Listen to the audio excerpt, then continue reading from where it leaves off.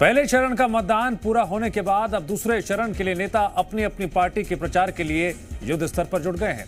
इसी कड़ी में आज छत्तीसगढ़ लोकसभा चुनाव में माहौल बनाने के लिए एक ही दिन उत्तर प्रदेश के मुख्यमंत्री योगी आदित्यनाथ और कांग्रेस की स्टार प्रचारक प्रियंका गांधी छत्तीसगढ़ में बड़ी जनसभा को संबोधित करने पहुंचे। यूपी के सीएम योगी आदित्यनाथ दूसरे और तीसरे चरण के लिए छत्तीसगढ़ में बीजेपी के लिए प्रचार कर रहे हैं। सीएम 3 बैक टू बैक जनसभाओं को संबोधित करेंगे। सुबह करीब 11:45 पर रायपुर एयरपोर्ट सीएम योगी आदित्यनाथ पहुंचे। पहले वो रायपुर एयरपोर्ट से राजनांदगांव गए, जहां उनकी पहली बड़ी जनसभा हुई। राजनांदगांव के बाद कोरबा और कोरबा से बिलासपुर में जनसभा सिलसिला लगातार जारी है। और इसी कड़ी में अगर बात करें तो चुनावी संग्राम के तहत आरोप प्रत्यारोप की सियासत भी जमकर देखने को मिल रही है। ये कांग्रेस तो समस्या का नाम है, ये समस्या देती है। भारतीय जनता पार्टी समाधान का नाम है और भारतीय जनता पार्टी के इसी समाधान को लेकर के आज हम सब आपके पास आए हैं कि मोदी जी को आपने 2 कार्यकाल दिए हैं, तीसरा कार्यकाल भी सौंपिए। बहनों भाइयों, अभी देश के अंदर चुनाव हुए हैं, 102 लोकसभा सीटों पर चुनाव हुए हैं। पूरे देश के अंदर एक ही लहर है, एक ही आवाज है। उस गूंज को छत्तीसगढ़ में भी हमें गूंजायमान कर। भारतीय जनता पार्टी ने एक तेज तर्रार सुशिक्षित राष्ट्रीय नेता को कोरबा में अपना भारतीय जनता पार्टी का प्रत्याशी बना करके जनता की सेवा के लिए आपके बीच में उतारा है। विकास हो, गरीबों का कल्याण हो और साथ साथ योजनाओं का लाभ यहां पर बिना भेदभाव के सभी लोगों को प्राप्त हो, इसके लिए भारतीय जनता पार्टी ने सुश्री सरोज पांडे जी को आपका प्रत्याशी बना करके, भारतीय जनता पार्टी के प्रत्याशी बना करके आपके बीच में उतारा है। वहीं प्रियंका गांधी ने आज कांकेर और राजनांदगांव लोकसभा क्षेत्र में कांग्रेस प्रत्याशी के पक्ष में प्रचार किया। दोपहर 12 बजे प्रियंका गांधी रायपुर पहुंची।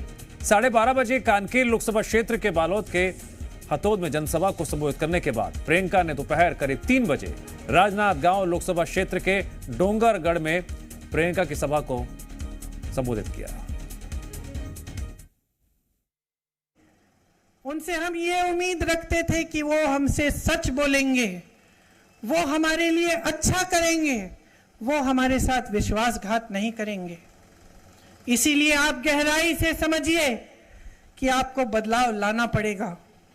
इस बार अगर आपने कांग्रेस के हाथ मजबूत नहीं किए और फिर से आप 5 सालों के लिए भाजपा की सरकार ले आए तो 5 साल और इस देश में क्या क्या होगा इसकी गारंटी कोई नहीं ले। मेरी पूरी आशा है, उम्मीद है कि आप मेरी बातों को जिस तरह ध्यान से आप सुन रहे हैं उसी तरह से आप इनको याद करेंगे जिस दिन आप वोट देंगे और भूपेश बघेल जी को आप विजयी बनाएंगे, क्योंकि भूपेश बघेल जी ने हमेशा आपकी सेवा की है। वो समझते हैं इन बातों को, वो किसान के बेटे खुद हैं, तो वो समझते हैं आपके संघर्ष को।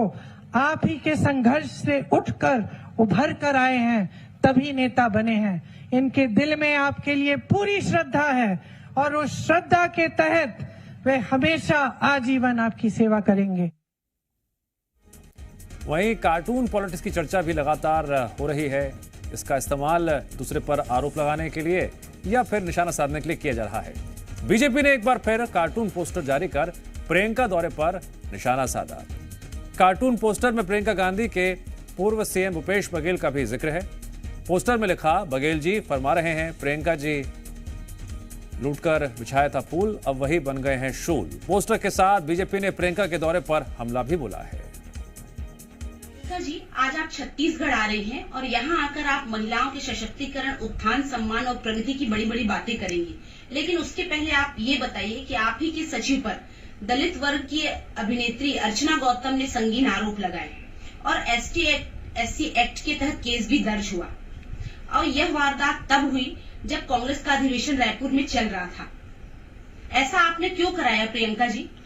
आप और आपका पूरा परिवार शुरू से ही दलित और पिछड़े वर्ग के लोगों से नफरत करता है, और ये नफरत क्यों करता है इसका जवाब आपने अभी तक नहीं दिया।